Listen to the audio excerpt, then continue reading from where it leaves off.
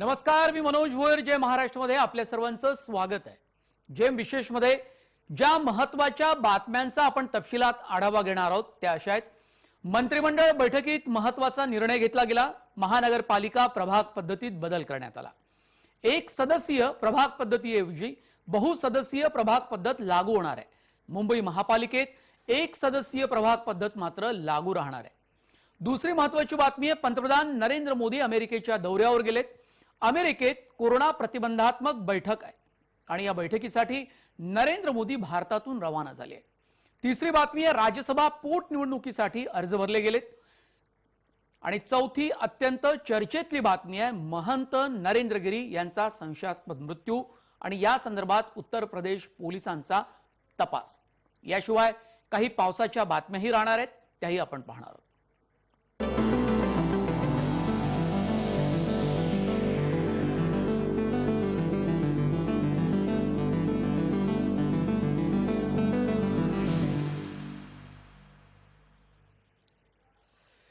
मंत्रिमंडळ बैठकीत महत्त्वाचा निर्णय घेतला गेला. महानगरपालिका प्रभाग पद्धतीत बदल करण्यात आलेला आहे. एक सदस्यीय प्रभाग पद्धतीऐवजी बहुसदस्यीय प्रभाग पद्धत लागू होणार आहे. एक सदस्यीय प्रभाग पद्धत आता बंद होईल. महानगरपालिका आणि नगर परिषदांच्या प्रभाग पद्धतीत बदल करण्यात येणार आहे. मुंबई महापालिकेत एक सदस्यीय प्रभाग पद्धत लागू राहणार आहे. प्रभाग पद्धती लागू करण्यासाठी राज्य सरकार अध्यादेश काढणार आहे आणि राज्यपालांच्या स्वाक्षरीसाठी अध्यादेश काढल्यानंतर तो पाठवला जाणार आहे.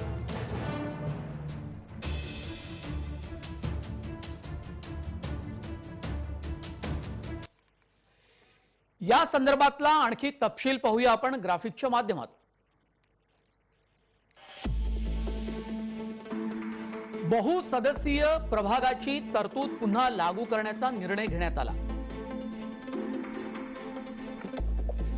मुंबई महापालिकेत एक सदस्यीय प्रभाग पद्धत लागू राहणार.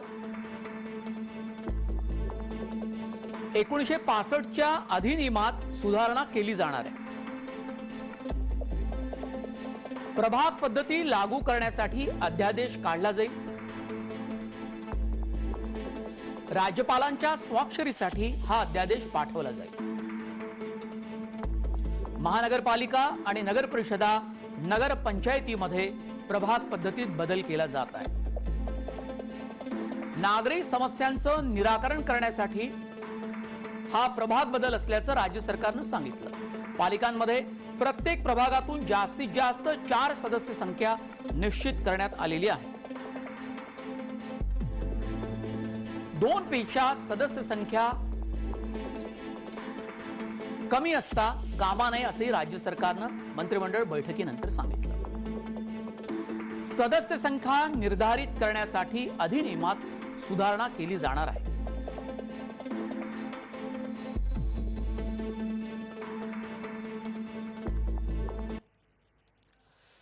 महानगरपालिका आणि नगर परिषदांमध्ये बहुसदस्यीय प्रभाग पद्धती लागू करण्यासाठी अध्यादेश काढणार असल्याचं नगर विकास मंत्री एकनाथ शिंदे यांनी सांगितलं. राज्यातील महानगरपालिका आणि नगर परिषदा आणि नगर पंचायतीमध्ये बहुसदस्यीय प्रभागाची तरतूद पुन्हा लागू करण्याचा निर्णय बुधवारी झालेल्या मंत्रिमंडळ बैठकीत घेण्यात आला. बैठकीच्या अध्यक्षस्थानी मुख्यमंत्री उद्धव ठाकरे होते. नगर पंचायतीमध्ये एक सदस्य असेल, नगर परिषद नगरपालिकेमध्ये 2 सदस्य असतील आणि महापालिकांमध्ये 3 सदस्यांचा प्रभाग असेल. आणि हा निर्णय आता राज्य शासनाच्या माध्यमातून झालेला आहे. आणि येणाऱ्या निवडणुका ज्या आहेत, महापालिका, नगरपालिका, नगरपंचायती या सर्व याच झालेल्या निर्णयाच्या प्रमाणे होती. एक सदस्य नगरपंचायत, 2 नगर परिषद नगरपालिका आणि 3 महापालिकांमध्ये हे सदस्य संख्यांचा जो काही पॅनल प्रभाग तयार होणार आहे, यामुळे त्या भागातल्या नागरिकांना नागरी सुविधा देणं सोयीचं होईल. यासाठी राज्य सरकारने हा निर्णय घेतलेला आहे. मंत्रिमंडळानं घेतलेल्या या निर्णयावर विधान परिषदेचे विरोधी पक्ष नेते प्रवीण दरेकर यांनी फोन लाईनवरून आमच्याशी संवाद साधला. त्यांची प्रतिक्रिया पाहूया. ऐकूया. नाही, अशा प्रकारची भूमिका प्रभाग रचनेची भारतीय जनता पार्टीची तेव्हाही होती. भारतीय जनता पार्टी सातत्यानं लोकांमधनं त्या ठिकाणी लोकप्रतिनिधी व्हावा थेट. मग नगराध्यक्षाच्या निवडणुका असतील थेट जनतेतनं व्हाव्या. म्हणजे छोटा माणूस, साधा माणूस, आर्थिकदृष्ट्या सबळ नसणारा, कुठला पाठीशी नेता नसणारा माणूस सुद्धा निर्भय वातावरणात नगराध्यक्ष सरपंच होऊ शकत होता. आणि त्याच पद्धतीनं 3-4 प्रभाग असतील तर मतदाराला चॉईस राहते. वेगवेगळ्या क्वालिटीच्या क्षमतेची लोक त्या ठिकाणी निवडून येऊ शकतात. परंतु या सरकारने त्या ठिकाणी एक सदस्यीय प्रभाग रचना आणली होती आणि आज पुन्हा त्यांना त्या ठिकाणी प्रभाग रचनावर जावं लागतंय. आणि मला वाटतं याच्यामुळे मतदारांना, लोकांना चॉईस राहतो. आणि जेवढं छोटं निवडणूक तेवढा आर्थिक प्रभाव, दबावशाही जास्त होत असते. पाहूया पंतप्रधानांच्या अमेरिका दौऱ्यासंदर्भात आणखी काही माहिती. पंतप्रधान नरेंद्र मोदी अमेरिकेच्या दौऱ्यासाठी रवाना झालेत. अमेरिकेत कोरोना प्रतिबंधात्मक बैठक आयोजित करण्यात आलेली आहे आणि जो बायडन यांनी त्यांना निमंत्रित केलं आहे. बैठकीच्या निमित्तानं पंतप्रधान मोदी आणि बायडेन यांच्यात भेट होईल. मोदी बायडेन यांच्यात कूटनीतिक चर्चा होण्याची सुद्धा शक्यता आहे. मात्र ज्या बैठकीसाठी नरेंद्र मोदी अमेरिकेसाठी रवाना झालेले आहेत ती मुळातच कोरोना संदर्भातली अत्यंत महत्वाची बैठक आहे. या बैठकीत इतर देशांचे प्रमुख सुद्धा सहभागी होणार आहेत.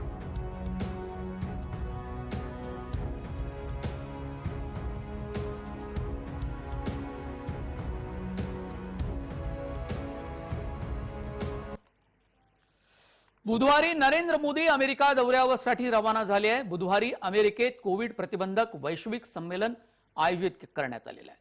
राष्ट्रपती जो बायडन यांनी आयोजित केलं आहे हे संमेलन.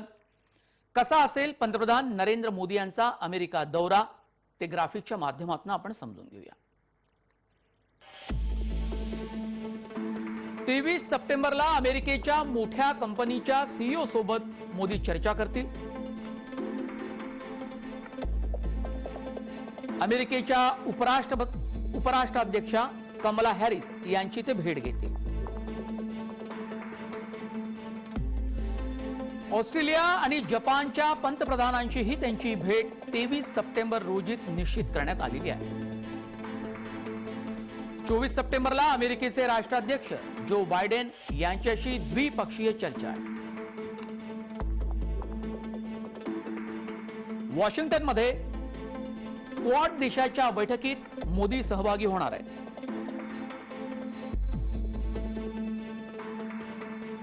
न्यूयॉर्कमध्ये संयुक्त राष्ट्राच्या सर्वसाधारण सभेतही पंतप्रधान सहभागी होतील.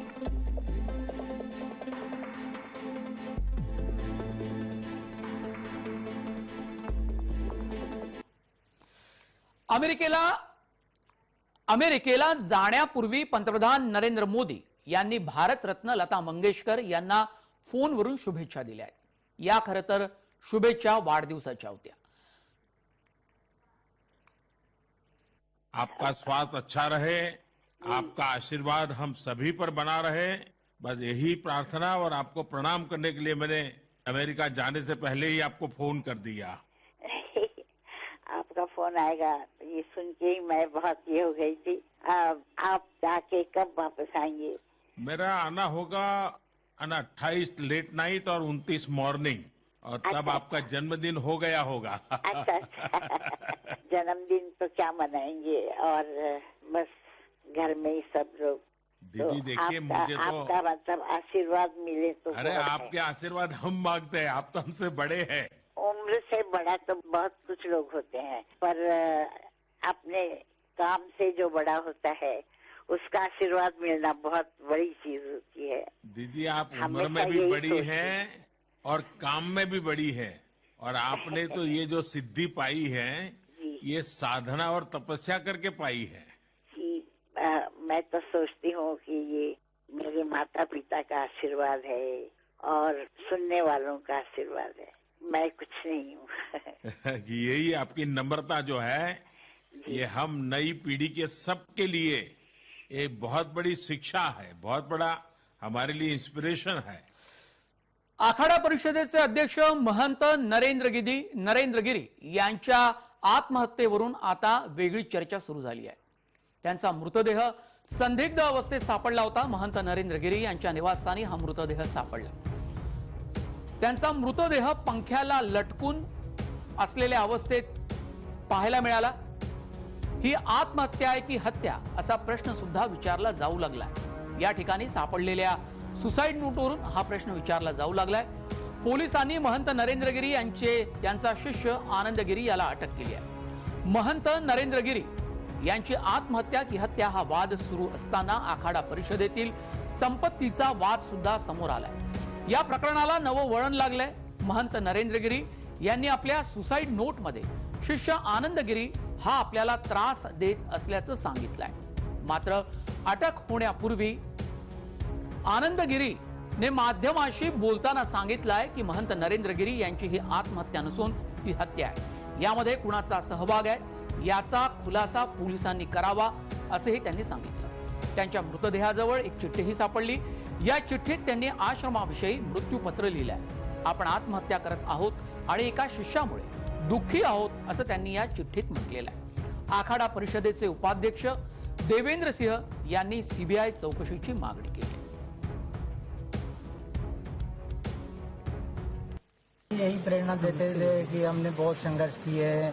संघर्ष आदमी का जो है हमेशा करना चाहिए। तो ऐसे हमारे को नहीं लगता है कि इतनी जल्दी वो हिम्मत हार जाएंगे। इन परिस्थितियों में ये तो जांच का विषय है। जांच में दूध का दूध पानी का पानी हो, जांच उच्च स्तरीय हो। जितनी उच्च स्तरीय जांच होगी सीबीआई से होगी तो उसका दूध का दूध पानी का पानी होगा।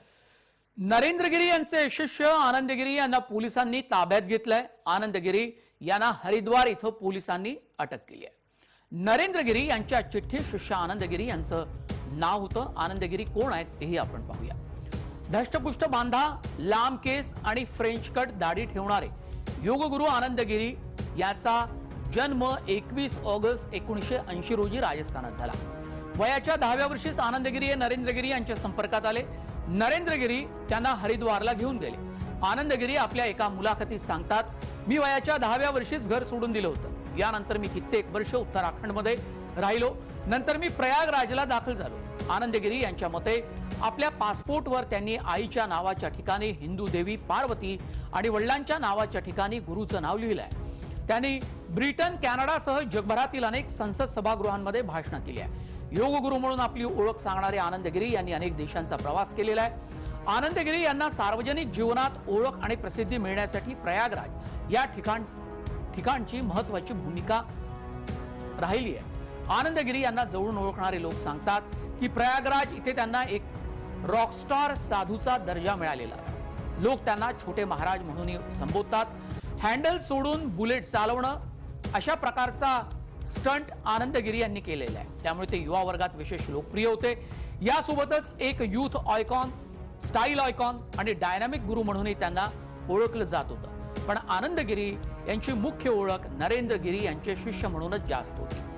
प्रयागराज आणि वागंबरी मठासंदर्भात माहिती असणारे ज्येष्ठ पत्रकार रतिबान त्रिपाठी सांगतात की सुदर्शन व्यक्तिमत्व लाभलेले आनंद गिरी किशोर वयापासूनच नरेंद्र गिरी यांच्यासोबत होते। नरेंद्र गिरी हे मितभाषी व्यक्ती होते, त्यामुळे ते अनेक ठिकाणी आपले शिष्य आनंद गिरी यांनाच बोलण्याची संधी देत। आनंद गिरी यांना नरेंद्र गिरी यांच्या सर्वात जवळच्या शिष्यांपैकी एक मानलं जात होतं। पाहूया या संपूर्ण प्रकरणानंतर आनंद गिरी यांनी आपली भूमिका कोणत्या शब्दात मांडली।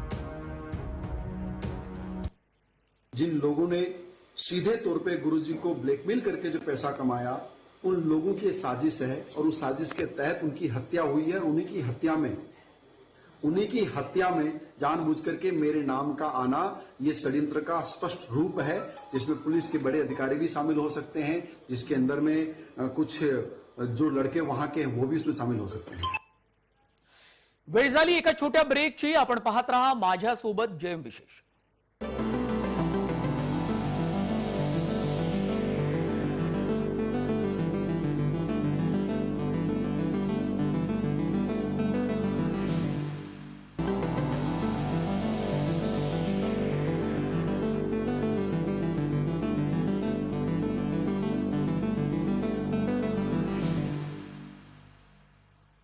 राज्यसभा पोटनिवडणुकीसाठी बुधवारचा दिवस अत्यंत महत्त्वाचा होता, कारण मुंबईमध्ये भाजप आणि काँग्रेसकडून उमेदवारी अर्ज भरला गेला।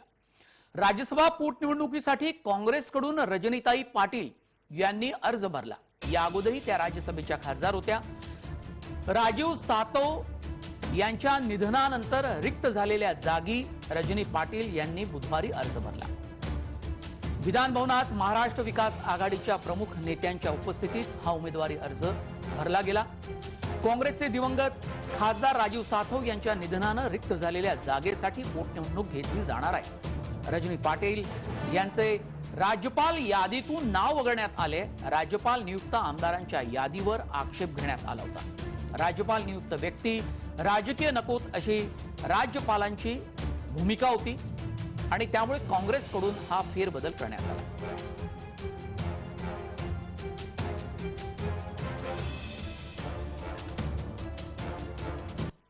मी पक्षाचे आणि पक्ष नेतृत्वाचे मनापासून आभार मानते की विशेष करून माझ्या नेत्या सोनिया गांधी आणि राहुल गांधी यांनी मी जी जबाबदारी माझ्यावर टाकली आहे त्या राज्यसभेची जबाबदारी दिलेली परत एकदा, त्यामुळे मला असं वाटतं की ती जबाबदारी मी सार्थक करून दाखवेन आणि येणारा काळ हा अत्यंत क्रुशियल आहे राज्यसभेमध्ये, कारण अनेक आघाडीवर आम्ही लढतोय विरोधी पक्ष म्हणून, त्यामुळे ते लढण्याचं काम मी राहुलजी आणि सोनियाजींच्या बरोबर खांद्याला खांदा लावून।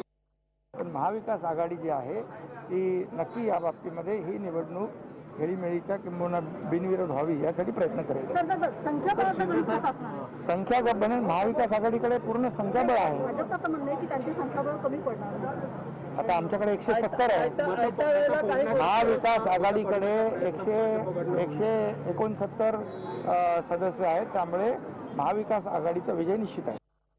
जी परंपरा महाराष्ट्राची आहे, ज्यावेळेस असं काही दुर्दैवी घटना होते आणि त्यानंतर निवडणूक येते त्यावेळेस आपण एकमेकाला सहकार्य करतो आणि त्यामध्ये बिनविरोध निवडणूक करतो, तर ही परंपरा आपली आहेच।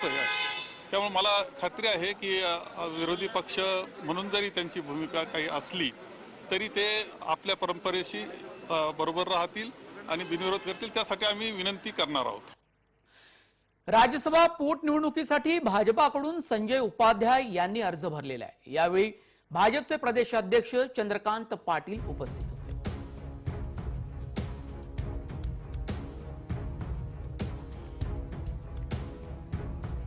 भाजपकडे आता स्वतःचे 106 आणि साधारणतः 13 अपक्ष मतदान करतील असे 119 आहेत। मी मूर्ख राजकारणी नाही की संख्याबळ नसताना सुद्धा दावा करेन, कारण राज्यसभेला प्रतोदला वोट दाखवावं लागतं आणि त्यामुळे छुटूक फुटूक आमदाराने धाडस केलं तर तो डिस्क्वालिफाय। पण त्यातला एक नियम आणखीन आहे की जो मी ज्यांची इच्छा आहे त्याच्यासाठी सांगतो, राज्यसभेला आणि राष्ट्रपती निवडणुकीला मतदान दाखवून सुद्धा वेगळं केलं प्रवीणजी तर तो डिस्क्वालिफाय होत नाही। पतंगराव कदमांच्या घरामध्ये विश्वजितला दिलं, पण एवढा तुम्हाला महाराष्ट्राची परंपरा वगैरे आठवत असेल, राजू सातव हा आमच्या प्रवीण दरेकर आणि संजय उपाध्याय सहित माझ्यासहित आणि विशेषतः देवेंद्र आणि सुधीर भाऊंचा अतिशय परम मित्र होता। आमची अशी अपेक्षा होती की राजू सातवच्या पत्नीला मिळेल, मग तुम्ही दिलं पाटलांना, ज्यांच्या बाबतीमध्ये काही ऑब्जेक्शन आहेत ते उद्या स्क्रुटिनीच्या वेळेला बाहेर पडतील। मुंबई नाशिक महामार्गावरील खड्ड्यांबाबत मंत्री छगन भुजबळ आक्रमक झाले आहेत। नाशिकचे पालकमंत्री छगन भुजबळ आक्रमक 15 ऑक्टोबर पर्यंत खड्डे बुजवा अन्यथा कारवाई करणार अशी तंबी छगन भुजबळांनी टोल कंपन्यांना दिलेली आहे। मुंबईत भुजबळांच्या दालनात झालेल्या बैठकीत एका चर्चेदरम्यान त्यांनी हा इशारा दिला। वडपे ते गुंदे आणि वडपे ते मुलुंड टोल पर्यंतच्या रस्त्याचं काम तात्काळ पूर्ण करू असंही त्यांनी सांगितलं। महामार्ग प्राधिकरणच्या संदर्भामध्ये एक महत्त्वाची बैठक आयोजित केली गेली होती।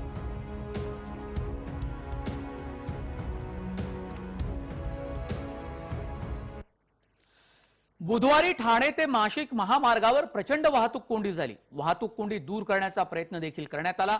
ठाणे ते नाशिक आणि घोडबंदर ते नाशिक महामार्गावर मोठ्या प्रमाणात वाहतूक कोंडी, 10 ते 15 किलोमीटर पर्यंतच्या लांबच लांब रांगा लागल्या होत्या। रस्त्यावर पडलेल्या खड्ड्यामुळे वाहतूक कोंडी झाली आणि त्यात मुसळधार पावसाची सुद्धा भर पडली।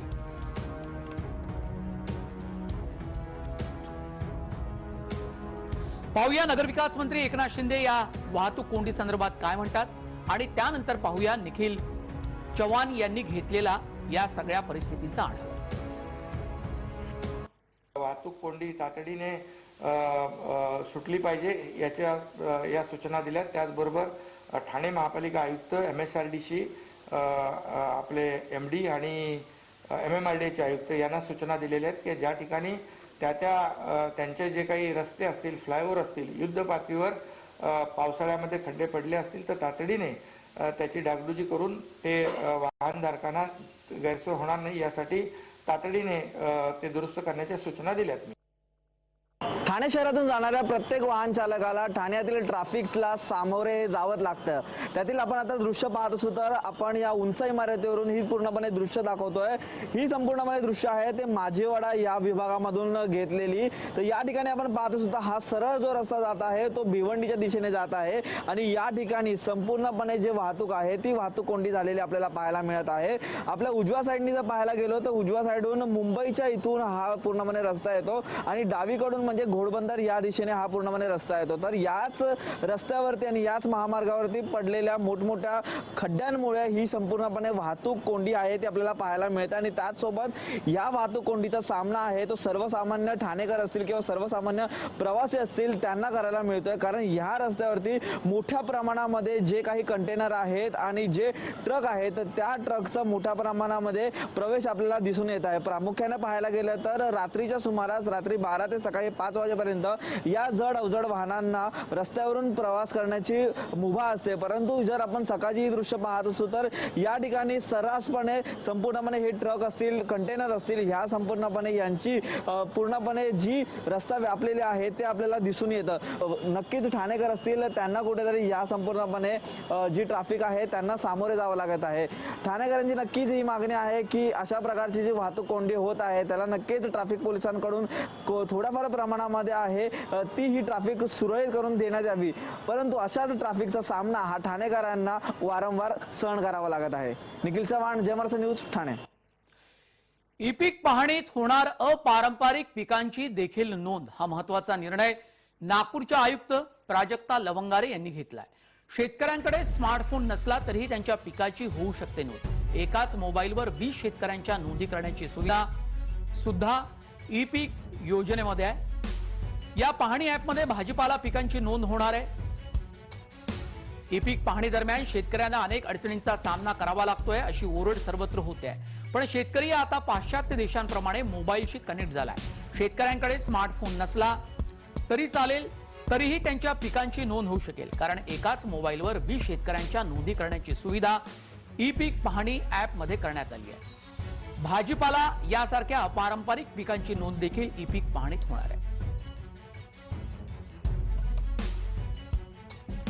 तलाठी साहेबांनी माहिती दिली ई पीक माहितीबद्दल आणि आम्ही ते ॲप घेतली मोबाईलमध्ये आणि त्यामध्ये पिकं भरताना आमच्या ते तीनच पिकाची माहिती त्यामध्ये भरता येत होती. त्यावरचं पीक असलं तर त्याच्यामध्ये नोंद घेत नाही. त्याच्या शेतकऱ्यांना त्याच्याबद्दल जास्त माहिती पण नाही आहे. इतर त्या जुन्या रेकॉर्डनुसार आपण 3-4 पिकाची नोंद घेत होतो, आता 3च पिकाची नोंद घेत आहेत. सह्याद्रीच्या पर्वतरांगा परिसरात 2 दिवसांपासून मुसळधार पाऊस बरसतोय. या परिसरातील निसर्ग सौंदर्य हे बहरलंय. जुन्नर तालुक्यातील सह्याद्रीच्या रांगात असलेल्या माळशेज परिसरातला काळू धबधबा गेल्या 2 दिवसांपासून घाट माथ्यावर पडणाऱ्या पावसानं खळखळून वाहू लागलाय. माळशेज घाटातील खिरेश्वर गावाजवळील काळू धबधब्याची ही मनमोहक दृश्य खास करून आम्ही आमच्या प्रेक्षकांसाठी दाखवत असून या धबधब्याचे खास वैशिष्ट्य म्हणजे याचे पाणी जमिनीच्या दिशेने न पडता वाऱ्यामुळे आकाशाच्या दिशेने फेकले जाते.